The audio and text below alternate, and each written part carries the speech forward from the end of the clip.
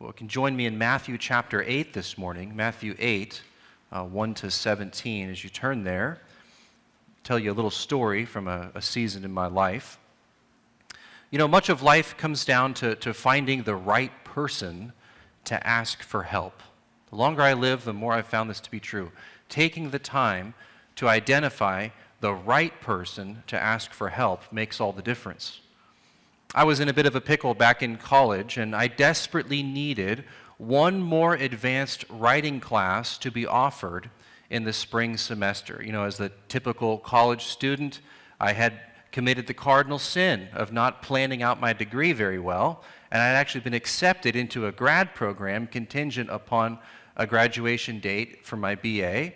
And I went to go take my classes, and I saw that I had one class left that I had to complete prior to graduation, but oh no, Dan Walbert, they're all full, right? So I've already been accepted into a grad program.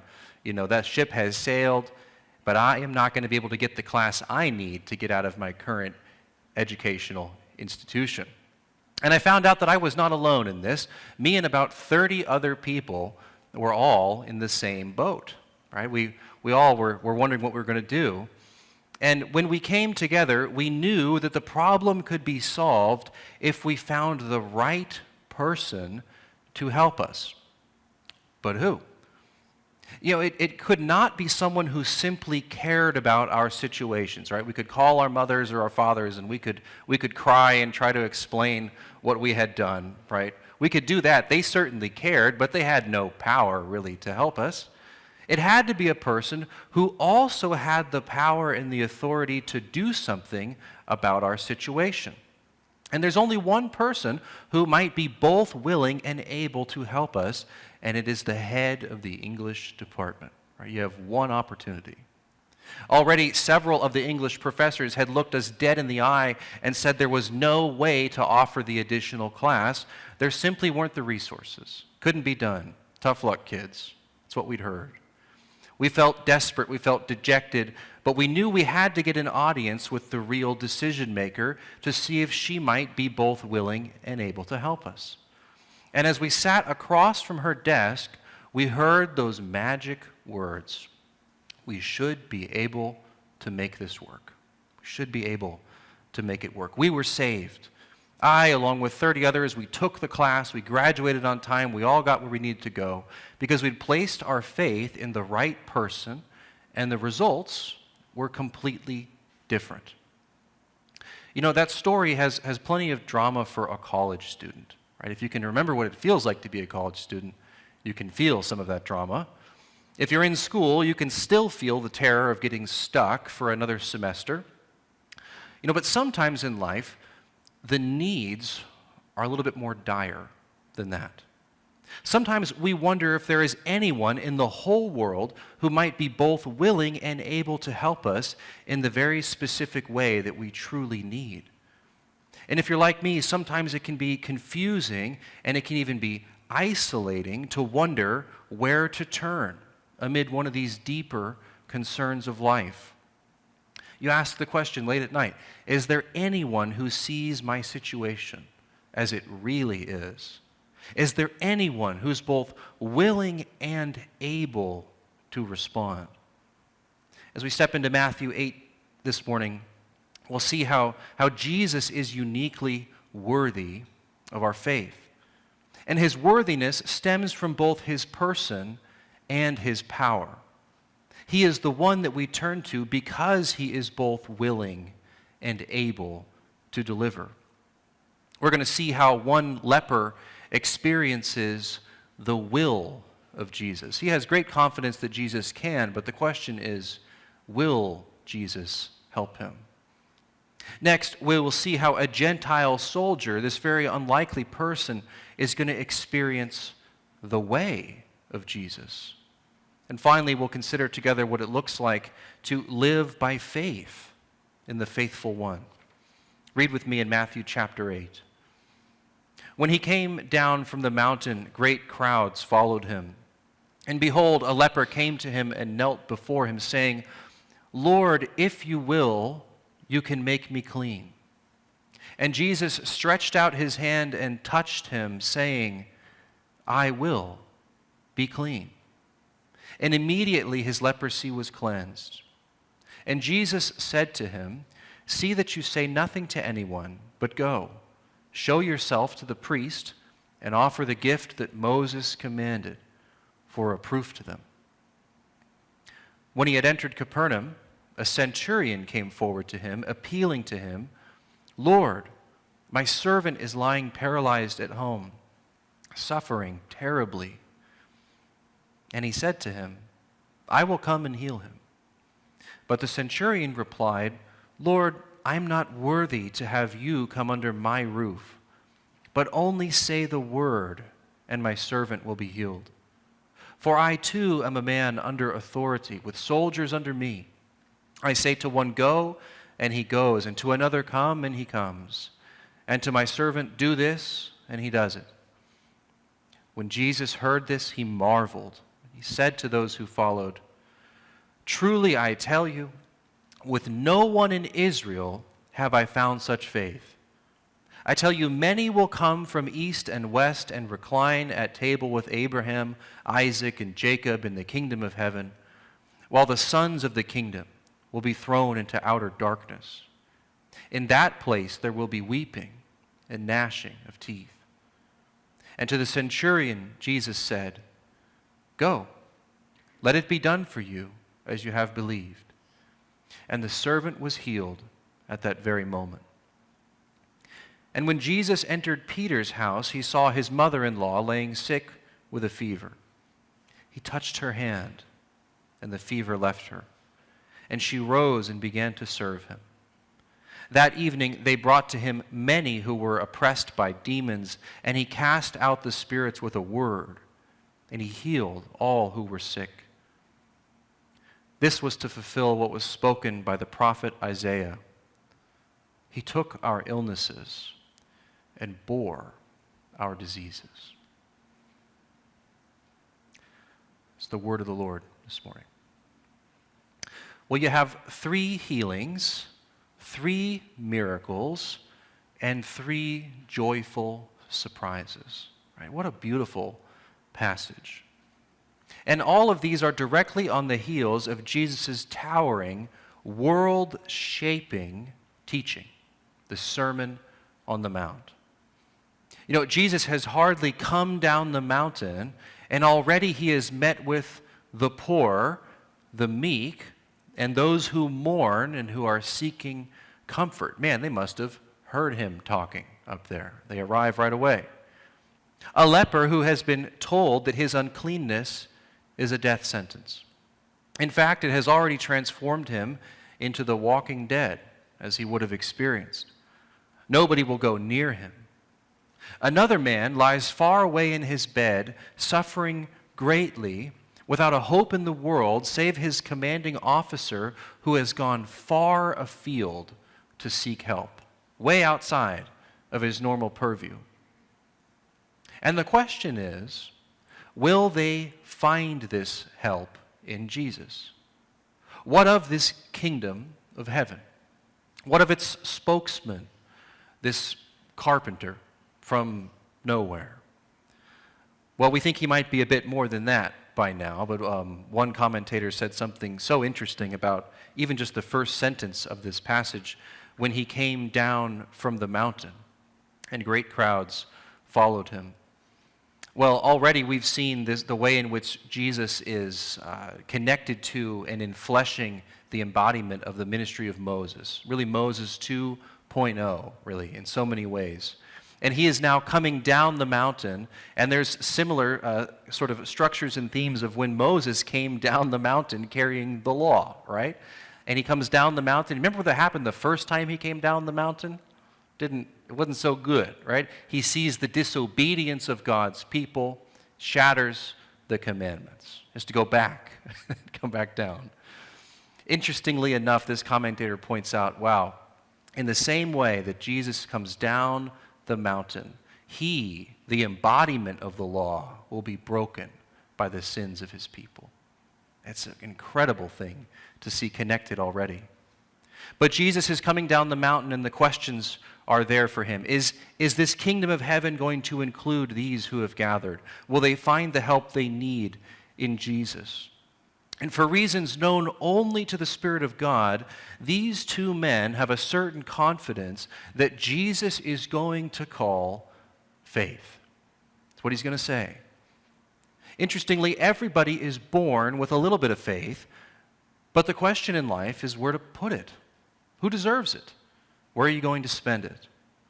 These two men are drawn to the one object who is worthy of it. The leper has waited patiently at the bottom edge of the crowd, likely sitting apart from everyone, trying his best to hear what Jesus has been teaching.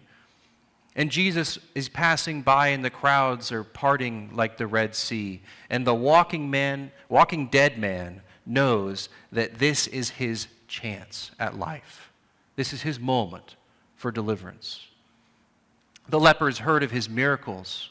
Something in him knows that Jesus has the power that he needs. But the question is, does Jesus care? Can Jesus be bothered?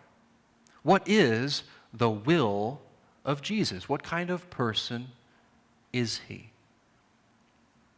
Behold, a leper came to him and knelt before him, saying, Lord, if you will, you can make me clean. And Jesus stretched out his hand and touched him, saying, I will be clean. And immediately his leprosy was cleansed. And Jesus said to him, see that you say nothing to anyone, but go and show yourself to the priest and offer the gift that Moses commanded for a proof to them. You know, as I was studying this passage, I had to admit something, and admittedly, much of the power of this scene comes from understanding what leprosy is and the impact that it had upon those who contracted it, especially at this time period. You know, leprosy is a chronic bacterial infection. Did you know that? It's a bacterial infection of the skin. It is totally untreatable at this time.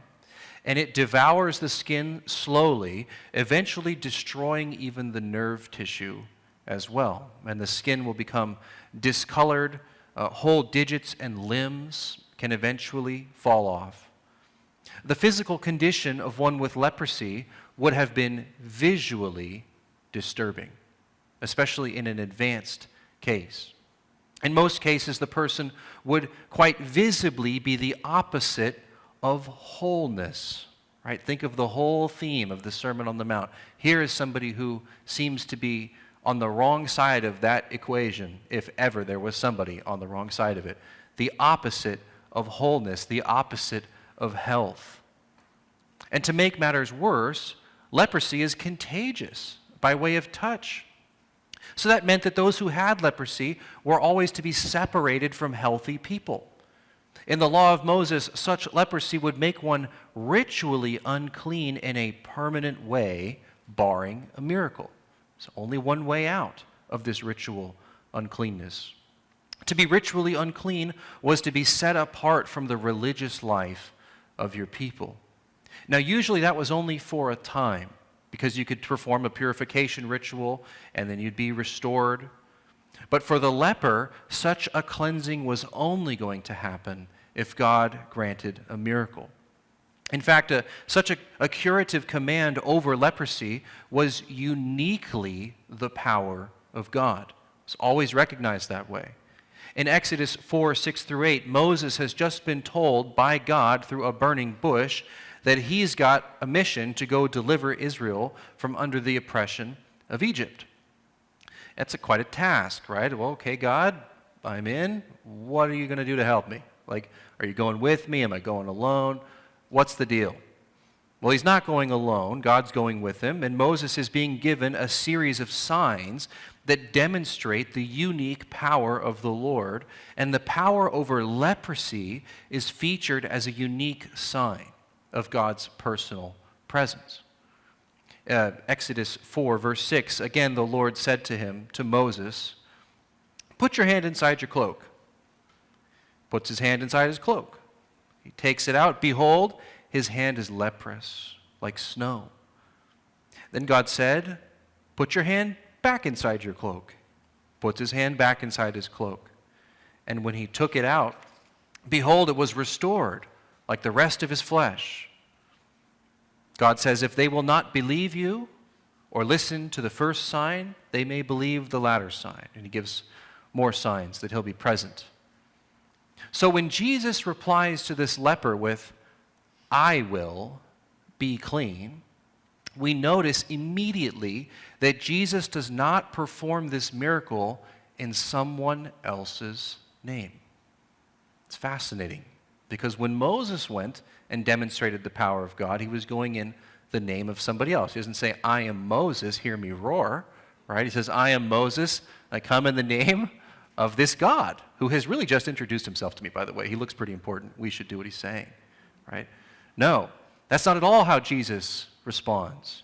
Jesus does not appeal to the God of Abraham, Isaac, and Jacob. He identifies with the God of Abraham, Isaac, and Jacob. Jesus is the God of Abraham, Isaac, and Jacob, which means that something greater than Moses is here. Matthew's making his point again and again. And as such, he instructs this cleansed leper to follow the law, where the proper response for divine cleansings from leprosy was actually stipulated. Jesus tells this man to go to the priest, and he's referencing Leviticus 14, 8 through 10, in which the gift that Moses commanded is described. It's worth going to read. When the priest sees that the leprosy has been cleansed and the offering has been made, then the man is to be declared ritually clean. It's their way of saying the miracle is validated. Fellowship is restored. God has worked a miracle. So what then does Jesus will? What's the will of Jesus? What kind of a person is he? Jesus desires the physical, social, and spiritual wholeness and restoration for all people. That is his heart. That is what he wants. That is what he came to do. Central to his program. He desires the physical, social, and spiritual wholeness and restoration for all people. And here's the point. Here's where I would go with that. Never let anybody tell you or give you the impression that Jesus is a hard man, as the Gospels will say. A hard man. It's a misconception. As though he were merciless, and his love is some afterthought to his dreadful execution of a distant divine set of orders. Jesus does not go begrudgingly into the world to accomplish some task. No. John Stott famously said that it cannot be emphasized too strongly that God's love is the source and not the consequence of the atonement. God does not love us because Christ died for us. Christ died for us because God loves us. Man, it took me far too long in life to understand that. That's a powerful one. God does not love us because Christ died for us. Christ died for us because God loved us. That's who you see in Jesus. Notice as well in this scene that Jesus does something else amazing, something he doesn't actually have to do. He touches the leper, right? He reaches out and puts his hand on this man. Could he have healed with a word? Yes, there'll be proof of that shortly. But Jesus chooses to touch the man in order to bring the cleansing. This touch is so caring. Think of what it would mean for him. Nobody touches him. How long has it been since he's been embraced by anyone? How long has he stayed up at night contemplating the fact that nobody will ever touch him again? The next embrace he will receive is death. And then Jesus reaches out and touches him to cleanse, to heal, and to deliver, to change everything about the man's future. And interestingly, you would think, wait, leprosy is contagious, especially from a ritual perspective. Touching things that have to do with death makes you unclean. Shouldn't that make Jesus unclean, that he's reached out and touched this person? You'd think so. But the scene shows something profound, and it's that Jesus' holiness displaces our defilements. Jesus' holiness displaces our defilements. You see, in this passage, leprosy is not only a skin issue, but it is a picture of the sin issue, right? It's speaking analogically to us of something metaphysical and real, the real matter underneath everything that Jesus has come to deal with, defilement and sin. And Jesus' holiness displaces that defilement. This means that Jesus is not contaminated by your sin and my sin finally. He bears it, he deals with it, but he is not ultimately contaminated by it. He alone can bear it and defeat it. He alone will demonstrate ultimate power over it in the resurrection. So what's the result for a cleansed leper? What's the result for you and me? Jesus' touch in our lives brings redemptive inclusion. Redemptive inclusion. We've been brought back to health, we've been brought back to wholeness, and to inclusion in the life of the world being remade by way of the uniqueness of Jesus' person and power and will. You know, you come to think of it theologically, and our eyes often go to the cross, to the cross, to the cross. We just spent a lot of time working through Holy Week, moving to the cross and then to the tomb. But the cross will eventually reveal the how. It starts to tell you the how, right? But already here in the gospel, we see the what in profound detail in Matthew's account. Because the leper was out. The leper was doomed. The leper was dying. But now he's back in, and he's beloved with life ahead. All because Jesus says, I will. Be clean. And how did this leper connect with Jesus? He did it by faith. That's still true in our lives. The will of Jesus is felt by faith. And so our faith challenge is to believe that his compassion really does reach out to us. It really does reach us wherever we are, to cleanse us, to heal us, and to comfort us all just the same. And I think that's a hard thing to believe sometimes, right? If you're like me, sometimes that's a hard thing to believe. Okay, Jesus has compassion for me. I know that's true, but I don't have compassion for myself. I don't really know that I'm worthy of love or that I even want to talk to God because I don't feel emotionally capable of dealing with God today. I'm going to move on. We'll do that tomorrow, right? That Jesus says, no, I'll reach out to you right now. Leprous, doomed, dying, visibly disgusting to yourself and to others, whatever you feel that you are carrying, whether it be shame or defilement or sin, I will. Be clean. Right? Receive me. You can't hurt me. Bring it to me and I'll help you. It's such a beautiful thing to see. When I'm feeling the furthest from God, when I feel most alienated, even from other people and from myself, when I feel the weight of my own defilement and sin, it is the love of Jesus that's there for me to be felt by faith. Another will cry out in the text, I do believe. Help my unbelief. I do believe.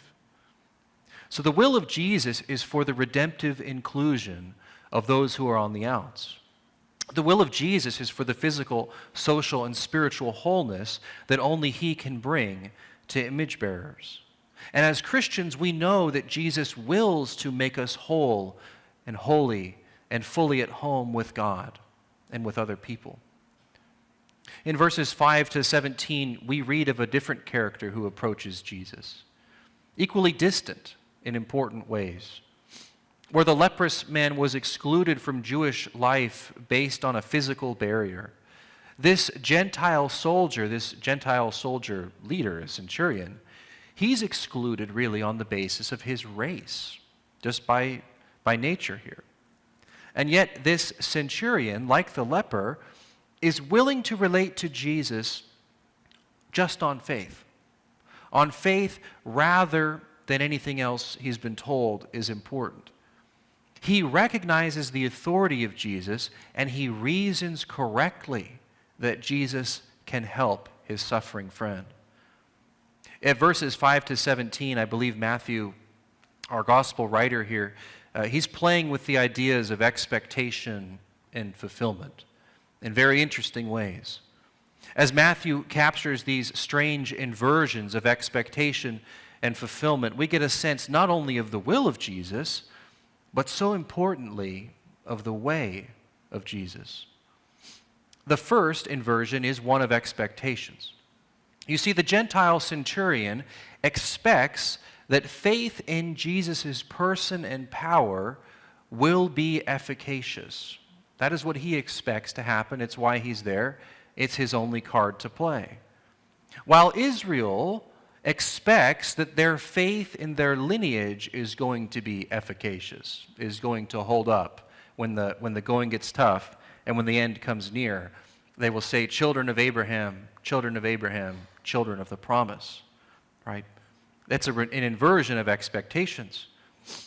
And Jesus said to him, I'll come and heal him. But the centurion replied, Lord, I'm not worthy to have you come under my roof. That's probably a reference to him being not Jewish and knows it would be defiling for a teacher to come into his presence in his home. He says, but only say the word, and my servant will be healed. Because I understand authority. That's something I do know. When Jesus heard this, he marveled, and he said to those who followed him, truly I tell you, with no one in Israel have I found such faith. And if this is the God of Abraham, Isaac, and Jacob speaking, this is no Moses. It's quite an indictment. It's quite a reversal of expectations at this time. Jesus goes further. He says, I tell you, many will come from the east and the west and recline at table with Abraham, Isaac, and Jacob in the kingdom of heaven, while the sons of the kingdom will be thrown into outer darkness. Wow. Jesus pulls no punches. Jesus is saying that it is those who relate to him as the centurion has, those who relate to him in faith, who will recline at table with him at the end of all things. It's not those who merely have a lineage that connects them to the patriarchs. And that's a grand reversal of what was understood to be true on the ground at the time. Surely Gentiles can't be a part of the people of God. They're not sons of Abraham, right? Even this centurion seems to believe that that's true, right? You can't come into my house. I understand there's rules and I'm not really entitled to your help, but I'm going to ask anyway because I know what authority looks like. I believe you got some spare help to give out, right? Jesus says that it's these who see it this way who have it exactly backwards. In fact, it is those who relate to him by faith who will find favor. It is they who are the sons of Abraham. Now, is it as though the Jewish people are not to be found at the table? Right? No, that's not what this text says at all. They're there. God's promises still come true. But in Jesus, all of God's promises over-deliver. They over-deliver. There are even more people at this table than they would have expected. Not only is there redemptive inclusion in God's plan, but there is racial inclusion as well. Paul will go on to write in Galatians 3:28 and 29, there is now neither Jew nor Greek, there is neither slave nor free, there is no male and female, for you are all one in Christ Jesus. And if you are Christ's, then you are Abraham's offspring, heirs according to promise. Was the promise fulfilled? Yes, it was. Was the promise expanded? And did it loop in people nobody expected? Yes, it has.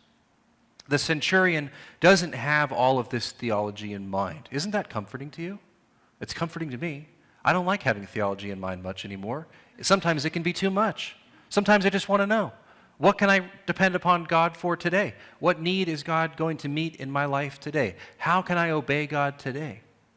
That's where the centurion is. It's all the theology he has at this moment.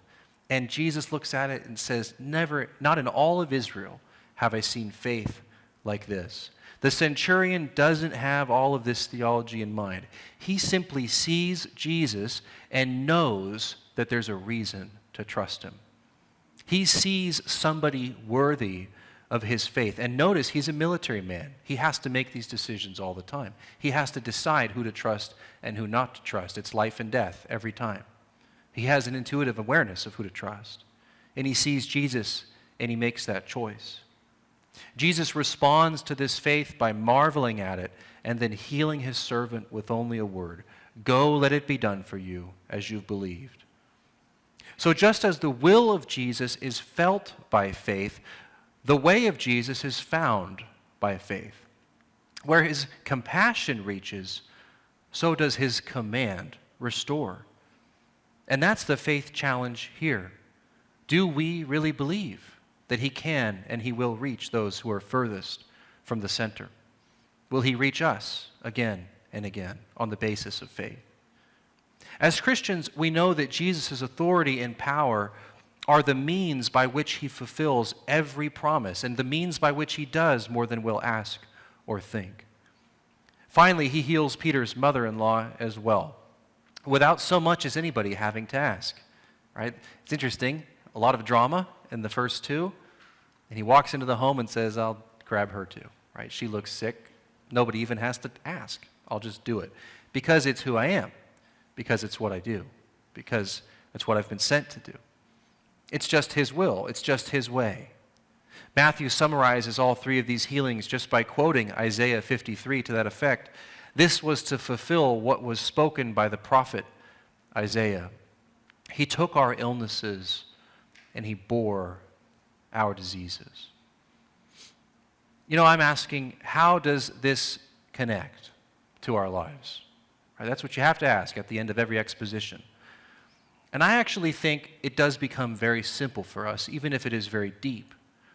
Because the call of this text is to live by faith in the faithful one. Interestingly, each of the people that are in this text are suffering in some degree, some very badly, others a mild cold or something, but nonetheless a degree of suffering. And I think at the heart of this text is a sort of a triangular test, holding something in your hand that has three pieces to it that's difficult to do. The first is that we live by faith in the faithful one by trusting the heart of God in his goodness. Trusting the heart of God in his goodness. That's always the first part of the thing to hold in your hand. And that's one that can go quickly in suffering, right? It very quickly can get to the point that you say, I believe God's in control and I believe he can, but I'm not so sure he will. I'm not so sure that's what he wants to do. I'm not so sure that's the kind of God he is. But he is. And the call of this text is to trust the heart of God in his goodness. But you know, sometimes in the midst of suffering, it's hard to trust the hand of God in his power. The hand of God in his power. You know, I can think of times where I've met with people and they're in a very difficult situation, maybe the worst situation they've been in. And the question becomes, you know, did I make too many mistakes along the way? Right? Am I just going to suffer the depth of the consequences that I've found myself in? Is God really able to really help me at this point? Doesn't God kind of help those who help themselves? Isn't that kind of how it works? No, nobody's too far gone. Nobody's too far gone. No matter how dire the situation may be, no matter how difficult the sentence may be. Think of leprosy, right? It required nothing but a miracle, and a miracle every time. And yet, just as we trust the heart of God in his goodness, as we live by faith, we trust the hand of God in his power. Nowhere is too far for the arm of the Lord to reach. And finally, here's I think, the deepest one. Amid suffering, it's very hard to trust the head of God in his wisdom. Okay, I know that God has a good heart toward me and toward the world. I know he's God. He can do whatever he wants, but how long is he going to leave me sick?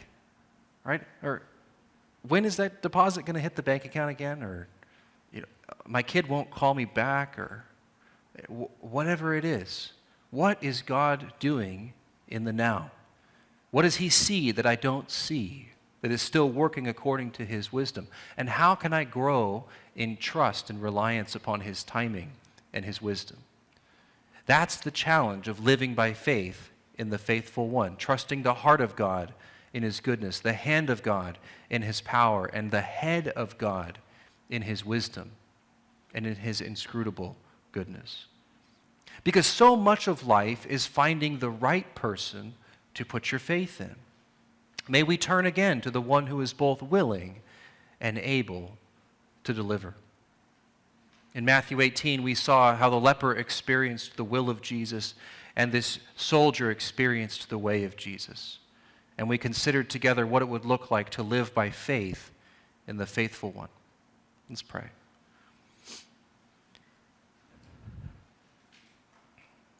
Our Father, this morning we come before you with a worshipful posture,